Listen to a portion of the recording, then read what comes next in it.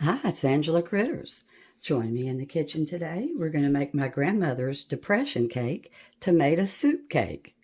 She was a bride during the Depression, and it was hard to make like a carrot cake or something because what if you didn't have carrots? And somewhere along the way in the 20s, the tomato soup cake was born. And you can take this to this day somewhere, and people will thank you for the spice cake. They have no idea it's got tomato soup in it. So we're going to get started with our unsalted butter that I have cubed at room temperature. I have a cup of granulated sugar, 2 large eggs that are still floating in some warm water, getting to be room temperature. You always want everything to be room temperature when you're baking. Then for spices, you can use nutmeg, cloves, cinnamon, or 2 of those if that's all you have. And I could not find my ground cloves, so we're going with nutmeg and cinnamon, which is fine. And then I've got my can of tomato soup and the optional 1/2 cup of chopped pecans we are going to use. Now it does call, as the recipe evolved, it went with a cup of raisins, but that's really optional. A lot of people don't like raisins, and my husband does not, so I'm not putting that in. Then we have a delicious icing, and they didn't ice this cake when it was first discovered or invented or whatever. So we're making your basic cream cheese icing. We have a softened 8-ounce cream cheese, another 1/2 cup of chopped nuts. I've got a teaspoon of vanilla, a little tiny bit of salt, and confectioner's sugar. And that'll go on top. But like I said, the original cake actually was a loaf pan, and it didn't have icing. And this is a 9 by 13 that we're using. So we're going to get started. First thing, I'm going to mix my spices up with my flour. That way you won't end up with like a bite of nothing but cinnamon. And what makes this cake activate is the baking soda activates with the tomato soup and makes it the moistest cake. So first thing we're going to do, we are going to beat our butter with the sugar and cream it. And of course, stop and scrape your mixing bowl a couple times while you're creaming your sugar. And this is room temperature, unsalted.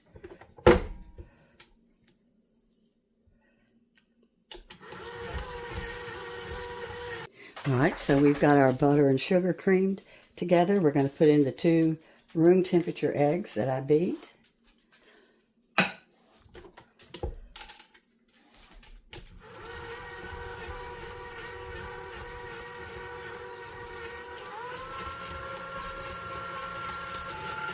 All right, so now we're going to add in our baking soda, baking powder, to our flour, and we're going to put it in.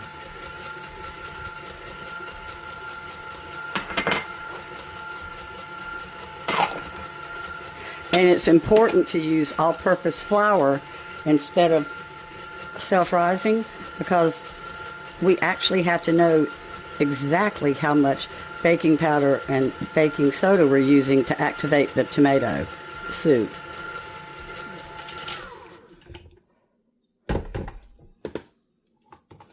And never put in all your flour at once. I always start with some and then start to add.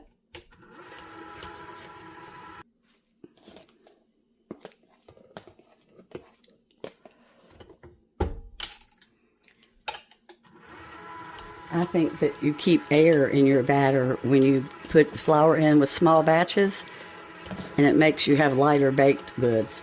I don't know if it's true, but I think that that seems to be the way when I bake. We'll go ahead and put the rest of it in. See, it looks like cinnamon. It looks like a spice cake already. You're going to love this cake. You're going to have fun showing it to your family. After they eat it, tell them what it is.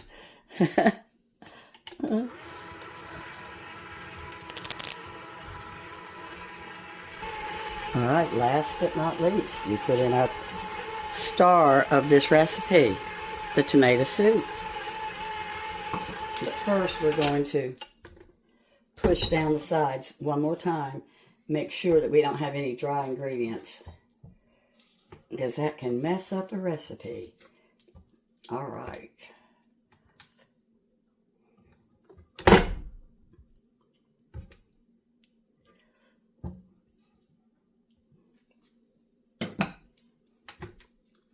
Okay, here goes our can of soup. Do not dilute the soup. Keep it concentrated and get every little bit out. Now, there's also a cheat recipe. You can make this using a yellow cake mix, but I thought my grandmother would come out of the grave and haunt me if I made her cake with a cake mix the first time. But you know, I love a cake with a cake mix base. So we'll make that another day. And that one, you put tomato paste in along with the tomato soup. Isn't that something? But it needs the moisture. But I just knew my grandmother would flip out if I made her cake and showed it to you with a cake mix. I don't think she ever made a cake with a cake mix. But that was, you know, her generation. They had cake mixes, of course. She just wasn't a cake mix person because she loved to bake. Okay, we're going to mix this up and spray our 9x13 pan. Just your basic baking dish. It really smells good. I wish you could smell it. You can smell the cinnamon and the nutmeg. And we're going to push down a little bit because I can see tomato soup that hasn't gotten blended in. See how you can still see the soup?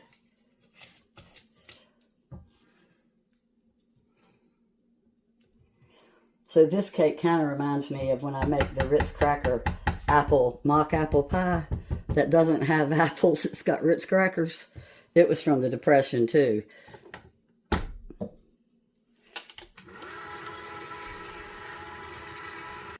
Oh, and the cake actually calls for walnuts, but we are pecan people. We're not really into walnuts.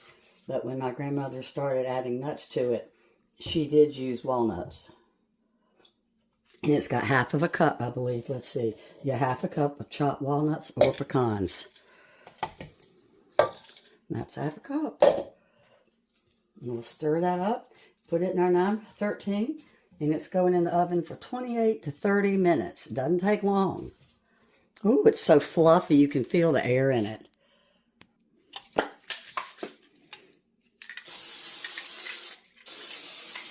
You could also make this a layer cake with 2 8-inch rounds. And that's really good because you've got your icing in between each layer. But this is the way my grandmother made it, so I'm making it her way. Get every little bit of batter. And I had a little bit of butter stuck at the bottom that had not gotten mixed in real good. So we're just going to spread it out a little bit. Well, I got every bit of batter out, and it's going in at 350. 28 minutes. We'll be back. We've got our 8 ounces softened cream cheese for the icing. And it wasn't soft enough, so I put it in the oven for about 3 minutes, and it got room temperature. It really has to be room temperature for the cake. All right. Got to get my butter ready. It's half a stick for the cream cheese icing. And we're going to cube it too.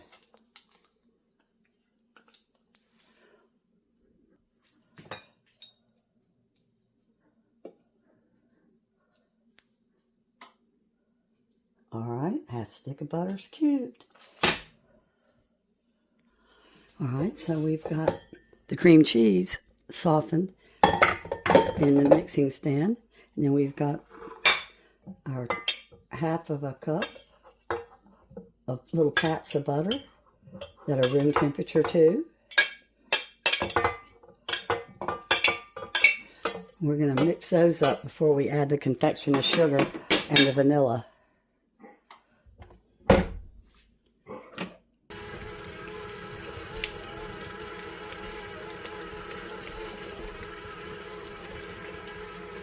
So let's put in our little bit of salt, because this calls for butter with salt in it. Let's check and see if it's done. It's been 28 minutes. Perfect. So now it's sitting on a wire rack, and we're going to let it cool, and then we're going to put in our icing. Now I've already got my cream cheese and butter and vanilla mixed up. So now I'm going to start putting in a little bit of confectioner's sugar at a time.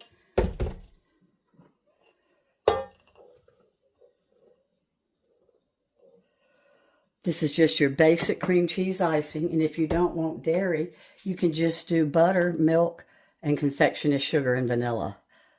I think I have one on my channel.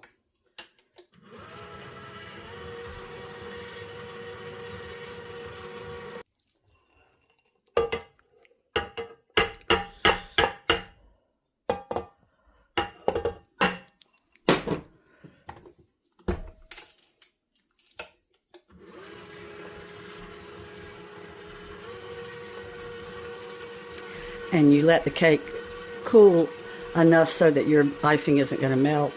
I think I told you 15 minutes. I set my timer.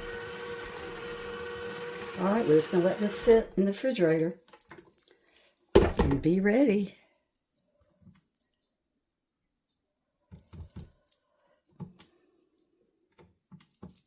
Nope, I think it's going to blend up just a little bit more. I wish you could smell the kitchen. It smells like a carrot cake or a spice cake.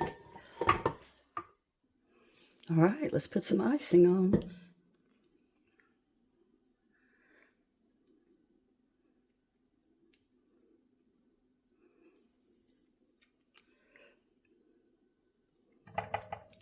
We're just going to blob it. The top of this cake is kind of soft, and I hope it doesn't run through on the icing. I'm going to pat gently.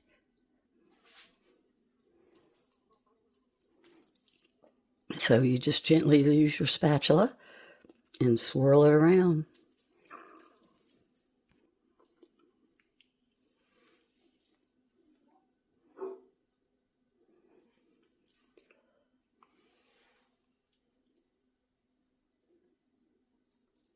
All right, we're going to get our nuts.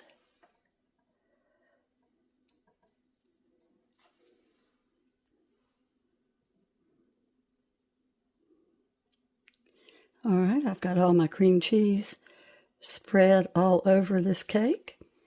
And now we're going to put on our half of a cup of pecans.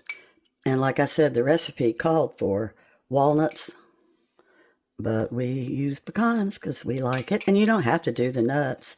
My grandmother, didn't the first 20 years she made the cake. So as always, I've got the directions in the description. And if you make it, let me know how you like it. And if you have fun surprising your family if they can't guess what the main ingredient is. And I think I got more than a half a cup for the icing, so my cake probably wishes it had a few more nuts. But that's okay. One tomato soup cake from the 1920s. And it became real popular for some reason in the 50s. I don't know why. But it had a resurgence then with all the baby boomers being born and all the housewives that weren't working. All right. Thanks so much for watching. Bye-bye.